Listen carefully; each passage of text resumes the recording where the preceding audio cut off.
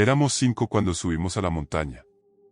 5 idiotas, con mochilas baratas, linternas prestadas y una confianza estúpida en que todo iba a salir bien. Creíamos que era solo una caminata más. Una aventura para romper la rutina. Algo que contar después con cervezas y risas. Nadie pensó que alguno no volvería. Mauricio era el que lo había encontrado. Una entrada vieja en un foro moribundo, hablaba de una montaña en la que el tiempo se perdía y la gente también. Le atrajo la palabra, rituales, porque siempre había sido el más morboso del grupo. Decía que era el tipo de historia que no encuentras en guías turísticas ni en mapas, que era algo auténtico. Ezequiel, por supuesto, fue el primero en emocionarse. Decía que la energía de esos sitios antiguos podía sentirse si uno sabía escuchar. Era el místico, el que hablaba de vibraciones, de chakras, de ciclos de energía dormida. Lara dudaba, como siempre. No le gustaban las cosas sin explicación. Era la escéptica, la que quería pruebas antes de creer en tonterías. Y luego estaba Andrés, el impulsivo. Dijo que ya habíamos subido otras montañas y que nada podía ser tan raro como lo pintaban. Que si había algo allí arriba, él quería verlo. A mí me daba igual. Yo era el que mantenía todo en equilibrio. El que escuchaba y mediaba. A veces pensaba que si no estuviera yo, el grupo ya se habría matado entre sí mucho antes de llegar a ese maldito lugar. La caminata comenzó bien. Nada fuera de lo común. El bosque era denso pero hermoso. Luz filtrándose entre las ramas, pájaros saltando de rama en rama, insectos enloquecidos con el sol. Tomamos fotos, hicimos bromas. Había una sensación de libertad, de estar lejos de todo. Las señales del sendero eran claras al principio, postes viejos con pintura desvanecida, pero bastaban. Seguimos el rastro durante horas sin problema. Luego, de repente, el camino se desvaneció. Uno a uno, los postes dejaron de aparecer. La tierra empezó a sentirse diferente bajo los pies, más húmeda, más blanda. No vimos cuando cruzamos la línea. Solo supimos que ya no estábamos en el sendero cuando giramos y todo era distinto. Las hojas ya no eran verdes, sino de un tono apagado, como si estuvieran vivas pero enfermas. El aire se volvió espeso. Había una niebla baja que subía desde el suelo, y no importaba cuánto avanzáramos, nunca parecía disiparse. El clima también cambió. Cada pocos pasos hacía más frío, luego calor, luego otra vez frío. Era como si cruzáramos estaciones en minutos. Ezequiel empezó a decir que algo nos observaba. Que el bosque tenía una conciencia. Nadie le respondió. Pero Lara caminaba más cerca del grupo. Andrés hacía comentarios para aliviar la tensión, se burlaba de los árboles que parecían tener caras, y dijo que si nos perdíamos al menos moriríamos en un lugar bonito. Pero a mí me pesaba un malestar raro. Como si algo estuviera desacomodado. Como si el mundo se hubiera torcido apenas lo suficiente para que no lo notaras con claridad, pero sí con el cuerpo. Un cosquilleo permanente en la nuca. Una tensión en el estómago. Cada paso se sentía como una pequeña traición a la lógica. Entonces empezamos a ver las tallas. Primero en piedras, después en los troncos. Figuras humanas encorvadas, con las bocas abiertas en un grito eterno. Algunas eran simples, otras más elaboradas, con detalles que parecían imposibles de lograr con herramientas comunes. Mauricio se rió y dijo que era arte tribal, que seguro algún loco lo había tallado para espantar turistas. Lara no respondió. Se quedó observando una de las figuras por más de un minuto. Dijo que tenía algo familiar. Que los ojos estaban tallados demasiado bien. Que parecían vivos. A Andrés no le importó. Dijo que los seguiría tallando en las piedras hasta que uno nos guiara al norte. Yo no sabía qué pensar. Pero ya no me gustaba el lugar. Fue Mauricio quien encontró el altar. Tropezó con él, literalmente. Era una losa cubierta de musgo, apenas visible bajo la maleza, pero al limpiar la superficie vimos que estaba cubierta de símbolos. Y de sangre seca. No pintura. Sangre. El olor era rancio, metálico, inconfundible. cerca había huesos. Humanos. No muchos, pero lo suficientes para saber que no era una casualidad. Ezequiel cayó de rodillas y dijo que ese lugar estaba activo. Que no era una ruina, sino un sitio vivo. Dijo que la sangre era reciente. Que alguien había hecho algo allí, no hacía mucho. Yo dije que debíamos dar media vuelta. Que era suficiente. Pero entonces Lara escuchó algo. Dijo que alguien murmuraba en el bosque. No nos miraba. Solo fijaba la vista entre los árboles y decía que una voz hablaba desde dentro. Andrés lo negó todo, pero se notaba que estaba incómodo. Y cuando vimos moverse una figura entre los árboles, una sombra rápida, humana pero sin cara, ya nadie fingió que todo estaba bien. Intentamos retroceder, pero no pudimos encontrar el camino. Todo era confuso. El bosque había cambiado otra vez. Como si nos reacomodara dentro de él. Nos atrapaba. Nos guiaba. No a la salida, sino hacia adentro. Y fue ahí cuando la encontramos. La entrada. No era una cueva, ni una puerta. Era como un umbral abierto en la misma piedra de la montaña, una grieta vertical, oscura, con bordes pulidos por siglos. Como si algo hubiese entrado y salido 1000 veces. La vegetación la evitaba. No había hojas, ni musgo, ni ramas que cruzaran la entrada. Solo piedra. Pura. Negra. Ezequiel dijo que era un santuario. Que esas entradas no eran excavadas, sino reveladas. Que había que cruzar. Que el ritual ya había empezado. Andrés lo apoyó. Dijo que no podía ser peor que seguir perdidos. Mauricio ya había cruzado el umbral sin pedir opinión. Lara dudó, pero dio un paso. Solo yo me quedé quieto, esperando que alguno de ellos dijera que era broma. Pero no lo era. Y crucé. Lo último que recuerdo antes de entrar fue el silencio absoluto. Ni viento. Ni insectos. Ni pasos. Solo una pausa. Como si la montaña respirara. Y acabara de abrir los ojos. No sé por qué creí que cruzar el umbral iba a ser lo peor. Porque lo peor estaba aún por venir. Dentro de la montaña, no había eco. Ni vida. No sonaban los pasos. Todo estaba muerto, pero también, algo más. Un silencio pesado. Como si nos estuviéramos colando en algo que no debíamos. Los túneles parecían estar hechos de pura piedra, pero algo en el aire me decía que no lo eran. Algo que no podía ver, pero que sentía aplastándome. El lugar estaba lleno de restos. Estatuas rotas. Figuras que no parecían humanas, más bien desmoronadas, como si algo las hubiera deshecho con las manos. Y símbolos. Símbolos por todas partes. Círculos con líneas dentro, cruces, triángulos, figuras que no podía reconocer. La piedra de las paredes se veía extraña, como si respirara. En el centro había una piedra negra. Estaba rota, y alrededor de la grieta se veía algo que parecía sangre. Pero la sangre no se veía real, no era fresca. No sé cómo explicarlo, era algo que te ponía los pelos de punta, pero no por lo que se veía, sino por lo que se sentía en el aire. Mauricio fue el primero en acercarse. No sé por qué lo hizo. Creo que en ese momento ninguno de nosotros quería ser el que diera el primer paso. Pero él lo dio, y tocó la piedra. Solo un toque.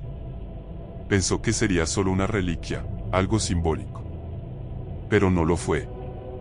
El suelo tembló, y algo emergió de las grietas. Primero, fue una sombra. Luego, una masa viscosa de lodo, como si la tierra misma estuviera vomitando algo oscuro.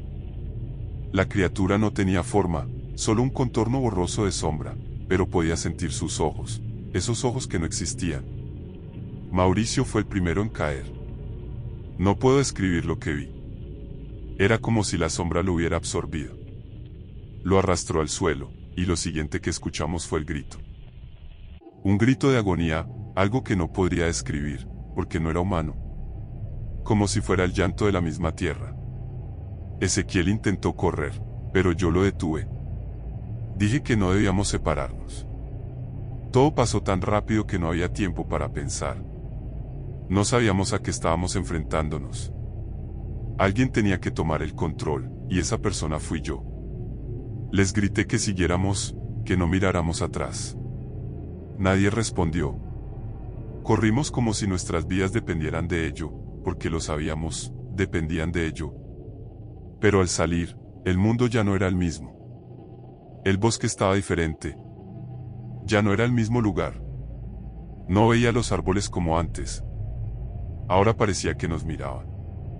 Las raíces se movían bajo nuestros pies, como si intentaran sujetarnos. Caminamos y caminamos, pero nunca llegamos a ningún lado. El sendero, si es que alguna vez existió, se había esfumado. Ahora estábamos atrapados en un ciclo, siempre regresando al mismo lugar, como si el bosque nos hubiera tragado entero. Y entonces, algo peor ocurrió. Ezequiel vio algo entre los árboles. Algo que se movía, pero no se podía tocar. Una figura difusa.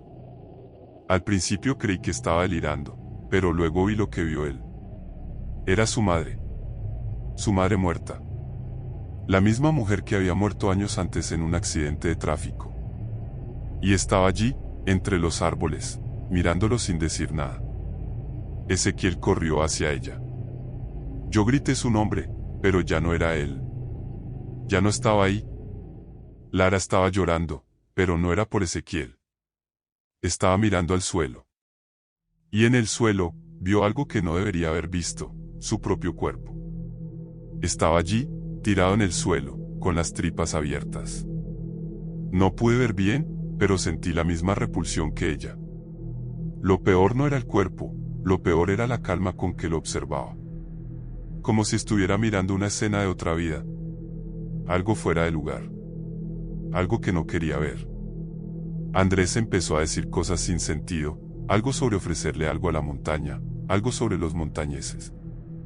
Empezó a murmurar un idioma extraño, como si estuviera recitando algo que le habían enseñado en otro tiempo. Su voz sonaba diferente. No era él. No era Andrés. Era como si algo le estuviera tomando el cuerpo. Yo traté de sacudirlo. Le grité que volviera, que dejara de hablar. Pero él solo se rió, y esa risa era la misma, pero no era la misma. Era vacía.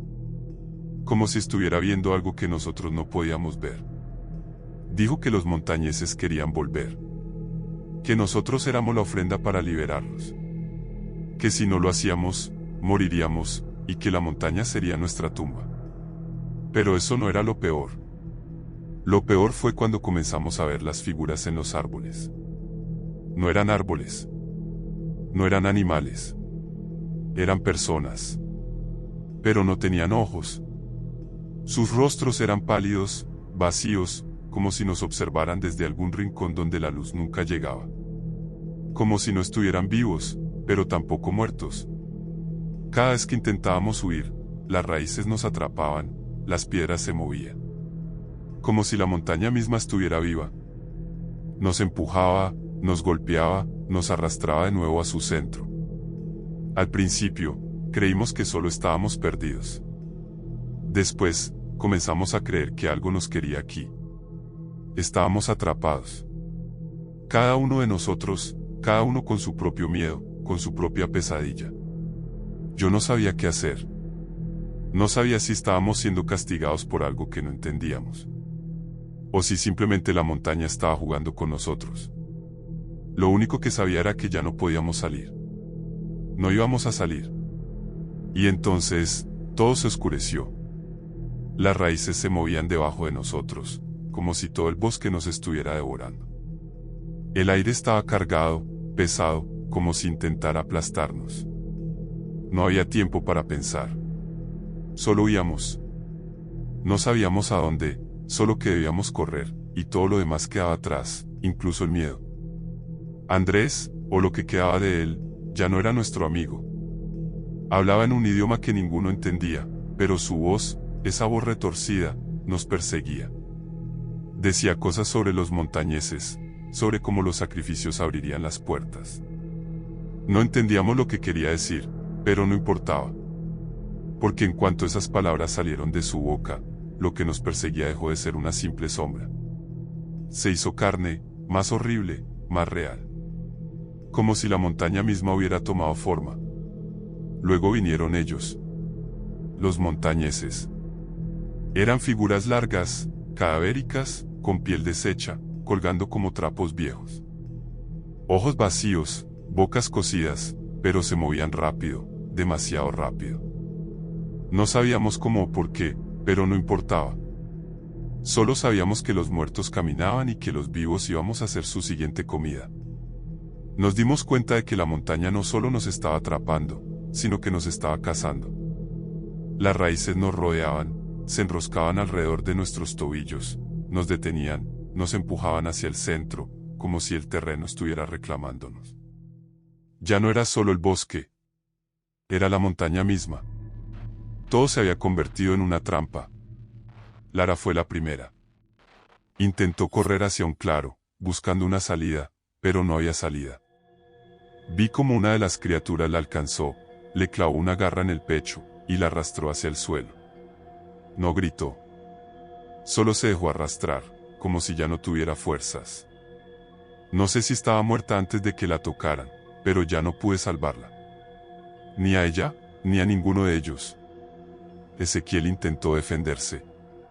Agarró la piedra negra, la misma que había causado todo este desastre.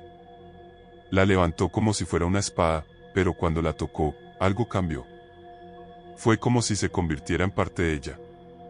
Su cuerpo comenzó a deformarse. Vi cómo su piel se arrugaba, como sus ojos se desorbitaron, como su carne comenzó a pudrirse. Intentó gritar, pero no podía. Era como si algo lo estuviera consumiendo desde adentro. Estaba siendo destruido, pero de una manera más horrible. Lo vi caer al suelo, convertido en un muñeco de carne, su cuerpo descontrolado, arrastrándose como un cadáver que no tenía voluntad. Y en sus ojos ya no había nada. Ni vida, ni muerte. Solo vacío. Nos quedamos yo y Andrés. Solo dos, y la montaña seguía respirando. Cada paso que damos era como si estuviéramos pisando una tumba que nos estaba reclamando, que nos quería dentro de ella. Entonces, decidimos. No podíamos huir más. Estábamos atrapados.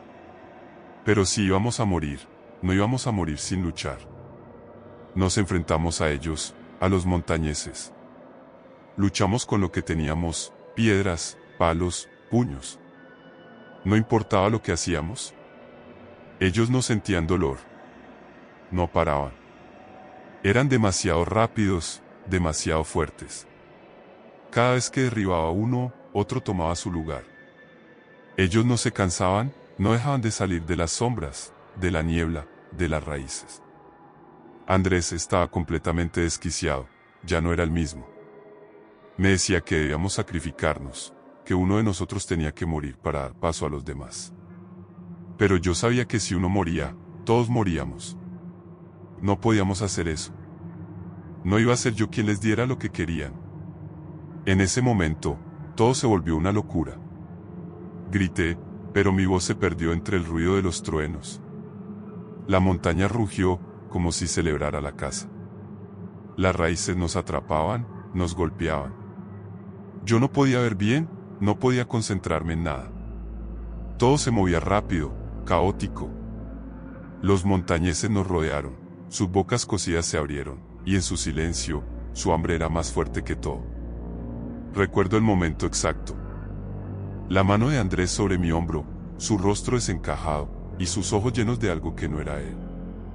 Fue entonces cuando supe que no saldríamos de ahí. Que no quedaría nadie. Que no éramos más que piezas en un juego que no entendíamos. Y cuando caí, no sentí dolor. Solo el vacío.